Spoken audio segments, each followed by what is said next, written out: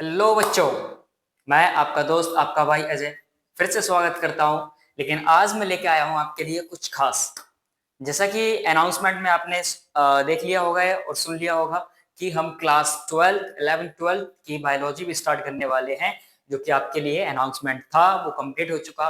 और मैं अपने प्रॉमिस के अकॉर्डिंग जो है क्लास 12th का जो है फर्स्ट लेक्चर में लेके आ गया हूँ, जिसमें हम डिस्कस करेंगे। क्या डिस्कस करेंगे बेटा? हम ओनली ऑन इंट्रोडक्शन है। क्लास 12th में जो पहले चैप्टर था रिप्रोडक्शन इन एन ऑर्गेनिज्म, वो कंप्लीटली रिमूव आउट कर दिया गया है सीबीएसई में से भी और एमपी बोर्ड या अदर अगर बात करें हम तो जो फर्स्ट चैप्टर रिमूव कर दिया। लेकिन अब रिप्रोडक्शन यूनिट में सिर्फ 3 ही चैप्टर रह गए हैं। कौन कौन से रह गए हैं सर? 3 रह गए हैं हमारे। देखो, फर्स्ट चैप्टर तो है आपका क्या, sexual reproduction in flowering plants. किसमें? फ्लावरिंग प्लांट्स में। एपी का मतलब फ्लावरिंग प्लांट्स।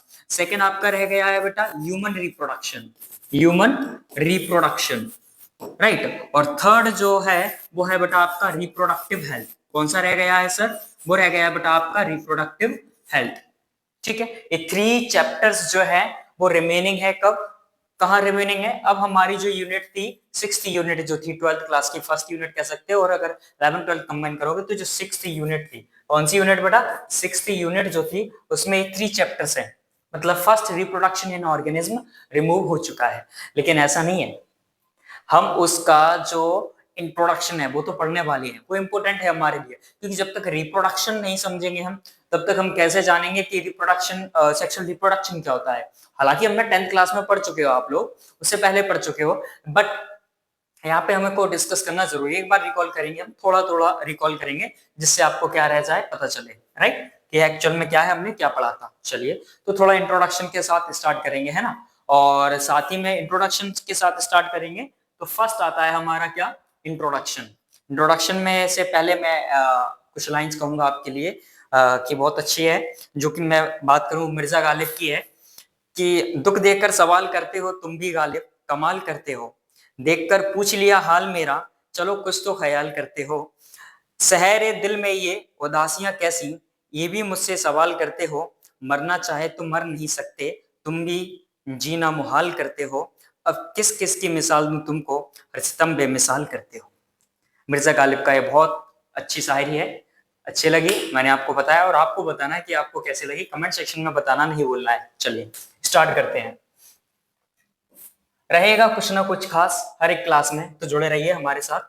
चलिए, the period from birth to the natural death. क्या है बेटा? Natural death of an organism. It represent, इसको रिप्रेजेंट करेगा वो लाइफ स्पान। मतलब जो जिंदगी है कितने दिनों की है?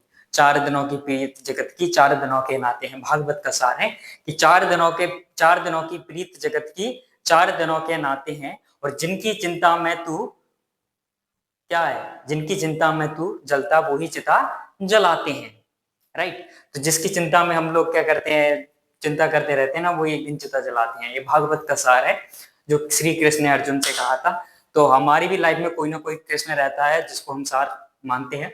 वही है लाइफ स्पान। तो ये क्या है, डिपेंड करती है। अब लाइफ स्पान कहाँ, मैंने बोला बर्थ, कहाँ से? बर्थ से नेचुरल डेथ, मैंने बोला नेचुरल डेथ। तो बर्थ से लेके बेटा जो नेचुरल डेथ का टाइम पीरियड है उसे हम कह रहे हैं लाइफ स्पान। अब जो लाइफ स्पान है वो होती क्या एक्चुअल में?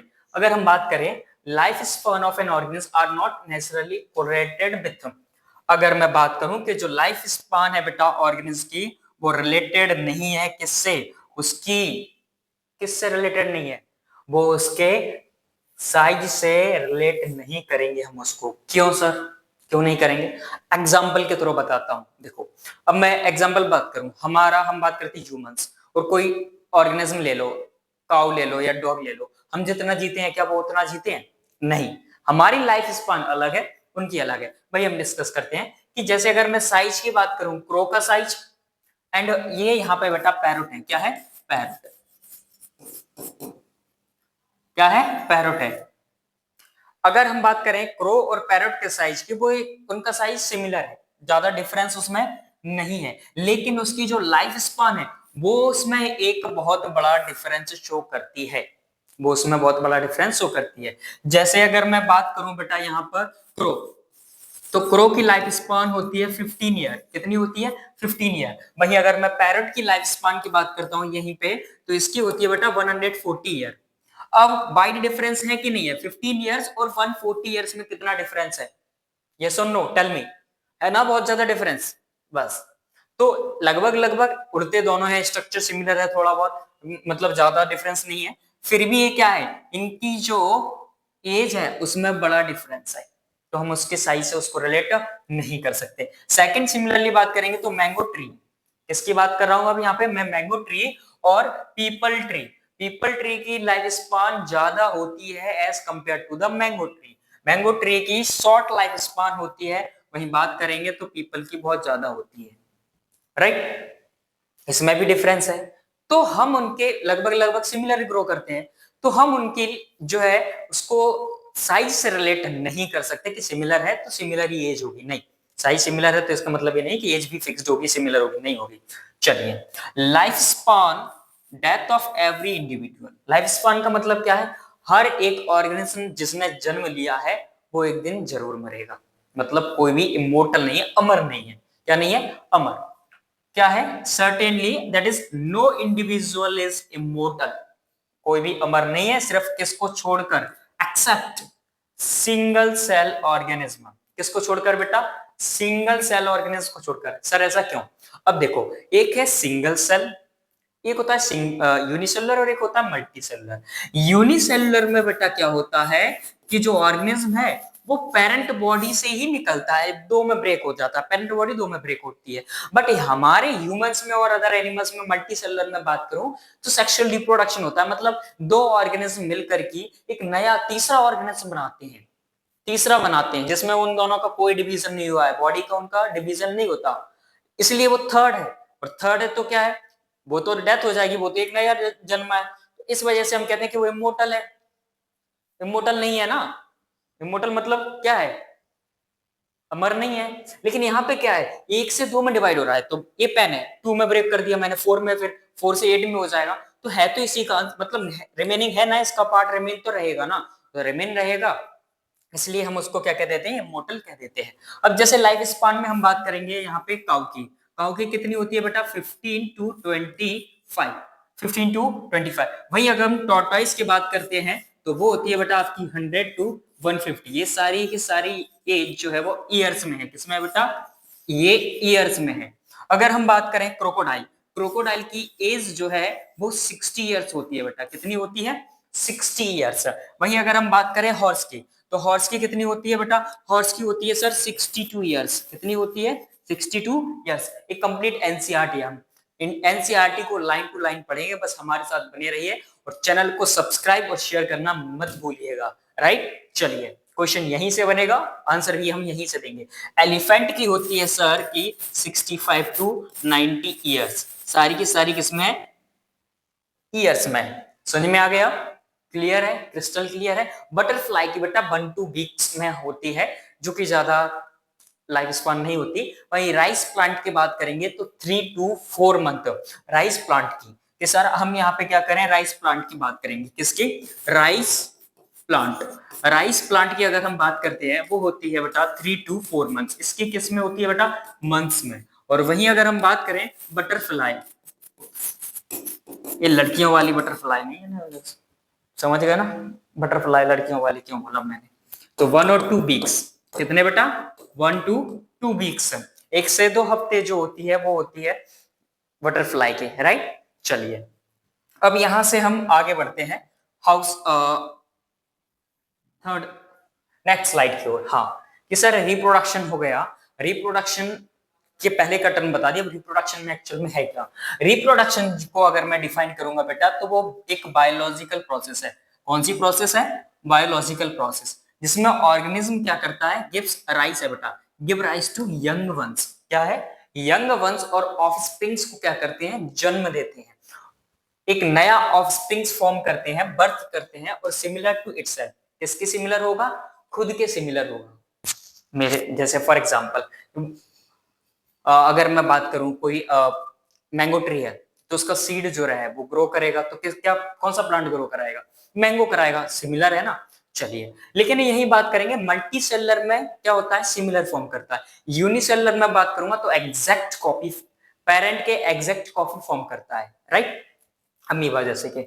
चलिए, द ऑफस्प्रिंग्स ग्रो, ऑफस्प्रिंग्स क्या करेगा, ग्रो करेगा, मैच्योर होगा, फिर प्रोड्यूस करेगा न्यू ऑफस्प्रिंग्स। मतलब न्यू ऑफस्प्रिंग्स पहले डेवलप हुआ, डेवलप होने के बाद वो मतलब जैसे ही जन्मा, फिर उसके बाद बॉर्न होने के बाद वो ग्रो किया, ग्रो के बाद मैच्योर होगा, मैच्योर होने के बाद वो क्या करेगा, क्या करेगा बेटा, वो प्रोड्यूस करेगा, क्या प्रोड्यूस करेगा, नए ऑफस्प्रिंग्स, न्यू ऑफस्प्रिंग्स फॉर्म करेगा। उसके बाद फिर वो डेथ हो जाएगी, फिर वो दूसरा वाला करेगा जो फॉर्म हुआ था। तो इस तरीके से लाइफ चलती रहती है। मतलब रिप्रोडक्शन का कह सकते हैं हम कि कंटिन्यूएशन ऑफ स्पीसीज में हेल्प करता है, अपनी स्पीसीज, अपनी प्रजाति को कंटिन्यू रखने में मदद करता है। वही अगर मैं बात करता हूं तो हम इसको कह सकते हैं कि साइकिल है, किसकी साइकिल है, बर्थ की, ग्रोथ की और डेथ की साइकिल है। किसकी है, लाइफ स्पान जो है वो बर्थ की, ग्रोथ की और डेथ की लाइफ साइकिल है, चलती रहती है, जो कि एक जनरेशन से दूसरी, from one generation to the another और नेक्स्ट जनरेशन। रिप्रोडक्शन क्या करता है, कंटिन्यूटी, जैसे मैंने पहले भी बोला था, कंटिन्यूटी रखता है स्पीसीज को, कहां से, जनरेशन आफ्टर जनरेशन, कहां से, एक जनरेशन से दूसरी जनरेशन। मैंने बोला generation to one generation to another, but यहां पे लिख रखा है जनरेशन आफ्टर जनरेशन, बढ़ती चली जाती है, राइट। चलिए, अब डिस्कस करेंगे हम टाइप्स ऑफ रिप्रोडक्शन। जनरली बता दिया मैंने क्या है। अब मैं बात करूंगा यहाँ पे टाइप ऑफ रिप्रोडक्शन कि एक्चुअल में होता क्या है, कितने टाइप्स तो होता है रिप्रोडक्शन। अगर हम रिप्रोडक्शन के टाइप्स की बात करेंगे बेटा, टू टाइप्स का है जनरली, एसेक्सुअल रिप्रोडक्शन और सेक्सुअल रिप्रोडक्शन। एसेक्सुअल में क्या है और सेक्सुअल में क्या है, एक का मतलब एक, सेक्सुअल का मतलब दो, बाय। यूनिसेक्सुअल और बायसेक्सुअल कह सकते हैं हम, क्या कह सकते हैं, यहाँ पे हम कह सकते हैं बायसेक्सुअल, यूनिसेक्सुअल और बायसेक्सुअल। ये सेक्सुअल में मैंने लिखा है यूनिसेक्सुअल और सेक्सुअल में लिखा है मैंने बायसेक्सुअल। तो हमने यहाँ पे कह दिया कि यूनिसेक्सुअल का मतलब जिसमें सिर्फ और सिर्फ एक पेरेंट होगा, या नर या मादा, मतलब या तो मदर या फादर, कोई एक पेरेंट इन्वॉल्व होगा। When offspring is produced, single parent, बोला ना, या तो मदर या फादर या नर या मादा, ठीक है, विथ और विथआउट किसका, गैमेट फॉर्मेशन के इन्वॉल्वमेंट और ना, इन्वॉल्वमेंट ना होने पर जो प्रोसेस होती है उसे हम कहते हैं एसेक्सुअल रिप्रोडक्शन। उस रिप्रोडक्शन को हम कहेंगे एसेक्सुअल रिप्रोडक्शन। समझ में आ गया ना, यूनिसेक्सुअल। टेंशन मत लीजिएगा, बोर नहीं होंगे हम क्लास में, है ना। और बहुत जल्द जो है इंग्लिश की भी 11th-12th की क्लासेस स्टार्ट होने वाली हैं, राइट। ये जो लेक्चर है इंट्रोडक्शन रहेगा 12th का, इसके बाद मैं इंट्रोडक्शन लेके आने वाला हूँ क्लास 11th का, जो टैक्सोनॉमी फर्स्ट यूनिट है, डाइवर्सिटी इन लिविंग ऑर्गेनिज्म, जो फर्स्ट है टैक्सोनॉमी, उसका इंट्रोडक्शन लेके आने वाला हूँ। तो बहुत मजा आने वाला है 11th-12th की क्लासेस में भी और 10th की में भी। चलिए, तो मिलेंगे हर वीक में, जो है मिलते रहेंगे अपन तब तक, लेकिन चैनल को सब्सक्राइब करना नहीं भूलना है, राइट। चलिए, सेक्सुअल रिप्रोडक्शन किस तरह आपने लिखा है यहाँ पे, बायसेक्सुअल, बाय का मतलब दो, बाय का मतलब टू पेरेंट्स यहाँ पे क्या है, इन्वॉल्व है।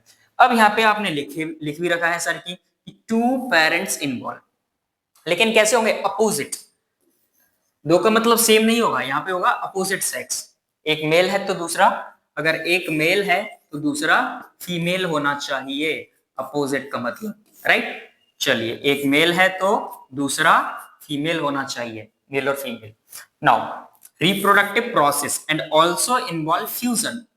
अब यहाँ पे क्या होगा, गैमेट फॉर्मेशन होगा, क्या, मेल और फीमेल दोनों क्या कराएंगे, गैमेट को फॉर्म कराएंगे और उनका फ्यूजन होगा। मेल एंड फीमेल गैमेट का क्या होगा, फ्यूजन होगा, उसे हम कहेंगे क्या, सेक्सुअल रिप्रोडक्शन। क्या कहेंगे, सेक्सुअल रिप्रोडक्शन। तो यहाँ पे जो है रिप्रोडक्शन नहीं हो रहा था, बट यहाँ पे जो है वो रिप्रोडक्शन, मतलब सॉरी, यहाँ पे फर्टिलाइजेशन नहीं हो रहा था और यहाँ पे फर्टिलाइजेशन हो रहा है, फ्यूजन हो रहा है मेल और फीमेल गैमेट का। यहाँ पे गैमेट्स फॉर्म नहीं हो रहे थे और यहाँ पे गैमेट्स फॉर्म हो रहे हैं। क्लैरिटी आ गई। चलिए आगे की तरफ बढ़ते हैं। जैसा मैंने आपसे कहा था कि रिप्रोडक्शन इन ऑर्गेनिज्म रिमूव हो चुका है, इसलिए उस टॉपिक को मैंने थोड़ा भी साइड किया है और अब हम बढ़ेंगे 12th का फर्स्ट चैप्टर के इंट्रोडक्शन की तरफ, जो है आपका sexual reproduction in flowering plants, जिसमें फ्लावर के बारे में हम डिस्कस करेंगे, जो ऑर्गन्स, क्या क्या ऑर्गन्स होते हैं, एंजियोस्पर्म, ठीक है, फ्लावर। एंजियोस्पर्म जो फ्लावर है उसके अंदर जो ऑर्गन्स हैं वो कौन कौन से ऑर्गन्स हैं वो हम देखने वाले हैं। ये बेटा हिबिस्कस फ्लावर है। कौन सा फ्लावर है? हिबिस्कस फ्लावर है, चाइना रोज जिसे हम कह सकते हैं। चलिए, अब ये जो है इसके पार्ट्स के नेम क्या है? अब देखिए यहां से इसको हम इससे रिलेट करके देखेंगे, ठीक है, आपको ये इजीली अवेलेबल हो जाता है, आप देख सकते हो। ये जो है बेटा इसको बोलेंगे हम स्टिग्मा, इसको बोलेंगे बेटा हम एंथर। क्या बोलेंगे? Anther, stigma. ये जो है इसको बोलेंगे बेटा स्टाइल, और इसके अंदर जो कनेक्शन है उसको बोलेंगे बेटा हम फिलामेंट। क्या बोलेंगे? फिलामेंट। चलिए, नाउ अब यहाँ पे जो पार्ट रहेगा नीचे लोअर पोर्शन में वो रहेगा आपका, क्या रहेगा? ओवरी ओब्यूल रहेगा। क्या रहेगा? Ovary ovule. और इसमें पॉलिन ट्यूब रहेगी। क्या? पॉलिन ट्यूब ग्रो करेगी। चलिए, और सर इसके नीचे जो ग्रीन पार्ट्स इन्वॉल्व होता है उसमें हम बात करेंगे। ये तो आपका क्या हो गया? ये हो गया आपका पेटल्स, और ये जो ग्रीन पोर्शन है ये क्या हो गया आपका? सेपल्स। और जो लास्ट कनेक्शन होता है जहां से जिससे कनेक्ट रहता है बेटा उसको कहते हैं हम थैलेमस। क्या कहते हैं? थैलेमस। सो मेल पार्ट को हम कहते हैं बेटा स्टेमन, और क्या कहते हैं हम? मेल पार्ट को स्टेमन। चलिए स्टार्ट करते हैं। Human beings had an intimate relationship with flower. देखो हमारा रिलेशन कहीं ना कहीं फ्लावर से रहता है। देखो फ्लावर बहुत जगह यूज किया जाता है। देखो जब हैप्पीनेस के टाइम पे भी, सैड होता है कोई उस टाइम पे भी, राइट। तो लव के लिए अफेक्शन, हैप्पीनेस, ग्रीफ, और हम बात करेंगे मॉर्निंग, तो इन सब के लिए क्या किया जाता है? फ्लावर का यूज किया जाता है। परफ्यूम्स, सेंट और अदर जो कॉस्मेटिक्स आइटम्स हैं वो बनाने के लिए भी इसका यूज किया जाता है, राइट। सो ये फ्लावर का स्ट्रक्चर है, याद रखना है, इसी से आगे पूरा चैप्टर बेस्ड है। तो अब हम इसको सेपरेट बात करेंगे, मेल पार्ट को और फीमेल पार्ट को। लेकिन उससे पहले हम पढ़ लेते हैं कि एक्चुअल में ये तो फ्लावर पढ़ लिया, अब इसमें इवेंट्स होते हैं। Pre fertilisation event, post fertilisation event और डबल फर्टिलाइजेशन। 3 इवेंट्स हैं मेन, वो हम देखेंगे। तो प्री फर्टिलाइजेशन स्ट्रक्चर क्या है और इवेंट्स क्या है? प्री फर्टिलाइजेशन में कौन कौन सा स्ट्रक्चर इन्वॉल्व होता है और कौन कौन से इवेंट्स होते हैं? देखिए प्री फर्टिलाइजेशन में गैमेटोजेनेसिस इंक्लूड है बेटा, और गैमेट का ट्रांसफर होना। क्या होना? गैमेटोजेनेसिस मतलब गैमेट का बनना, और गैमेट का ट्रांसफर होना, ठीक है। Much before the actual flower is seen in a plant, the decision that the plant is going to flower has taken place. Several hormone, देखो अब बेटा जब प्लांट डेवलप होता है, प्लांट डेवलप में होने के बाद जब उसमें फ्लावर ग्रो करता है तो उससे पहले मैच्योरेशन स्टेज आती है, जब वो थोड़ा सा ग्रो करता है, कंप्लीटली ग्रो नहीं करता, तो उसमें कुछ हार्मोनल चेंजेस होते हैं, सेवरल हार्मोनल चेंजेस, उसके स्ट्रक्चर में भी चेंज होता है बाद में। तो उसमें जो डेवलपमेंट स्टेज है तो उसको बोलते हैं फ्लोरल प्रायोमोडियम। ये क्या है बेटा? ये इनिशियल स्टेज है। क्या है? इनिशियल स्टेज है फ्लावर के डेवलप होने की। क्या है? Initial stage. कौन सी स्टेज है? Initial stage. यहाँ पे लिख रखा है मैंने का group of cells flowering plant that will develop into a flower, जो कि किस में डेवलप हो जाएंगे? फ्लावर में। तो इनिशियल स्टेज को हम कहते हैं फ्लोरल प्रीमोडियम। फ्लोरल प्रीमोडियम। तो इन्फ्लोरेसेंस जब फ्लावर डेवलप हो जाता है तो क्या होता है बेटा? उसमें क्या डेवलप होगा? मेल रिप्रोडक्टिव पार्ट और फीमेल रिप्रोडक्टिव स्ट्रक्चर प्रेजेंट होता है। मेल जो है वो है एंड्रोशियम, और फीमेल जो स्ट्रक्चर है वो है गाइनेशियम, ठीक है। दोनों डिफरेंशिएट कर सकते हैं हम इजीली इनको। नाउ एंड्रोशियम को हम कह सकते हैं वॉल ऑफ वॉल ऑफ स्टेमन, और हम गाइनेशियम को कह सकते हैं फीमेल रिप्रोडक्टिव ऑर्गन, जिसमें हम कहेंगे इसको पिस्टिल कहेंगे। क्या कहेंगे बेटा? पिस्टिल। और इसको हम कह सकते हैं स्टेमन। क्या कहेंगे? स्टेमन। एंड्रोशियम को स्टेमन और गाइनेशियम को पिस्टिल हम कह सकते हैं। क्लियर है? चलिए आगे बढ़ते हैं। स्ट्रक्चर देख लीजिए, एंड्रोशियम और गाइनेशियम का स्ट्रक्चर है जो कि प्री फर्टिलाइजेशन इवेंट्स में आते हैं। ये रहा आपका गाइनेशियम, जिसमें स्टिग्मा, स्टाइल, ओवरी, ओव्यूल और पॉलन ट्यूब इंक्लूडेड है। इनके बारे में हम जो है फीमेल गैमेटोफाइट ये सब हम डिस्कस करने वाले हैं इसके बाद वाले लेक्चर में। ये सिर्फ इंट्रोडक्शन है।